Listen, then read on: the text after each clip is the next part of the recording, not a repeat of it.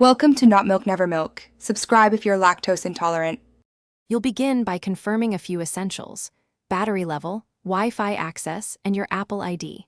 Once done, open Settings and tap Wi-Fi to join the network.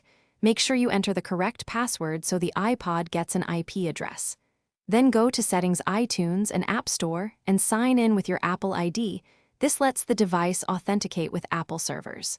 If you don't have an Apple ID, create one now. It's required to access the iTunes Store and manage purchases. Now open the iTunes Store app and let it load the storefront. The device contacts Apple to present regional content. When asked, authenticate using your Apple ID password or biometric method. This verifies your account and enables downloads. Make sure the App Store country matches your billing address because content availability and pricing depend on region. If you need to add or update a payment method, tap your account, select View Apple ID, then Payment Information. Accurate info prevents purchase errors and streamlines future transactions. Finish by selecting music, podcasts, or videos and tapping Get or the price to download. Your iPod will queue and fetch the files.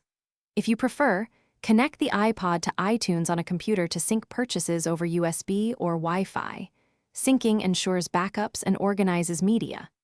If a download fails, first make sure Wi-Fi is stable, then check Apple's system status and sign out /in of your Apple ID. Restarting the iPod often clears temporary issues. One key tip: update software before retrying to avoid compatibility.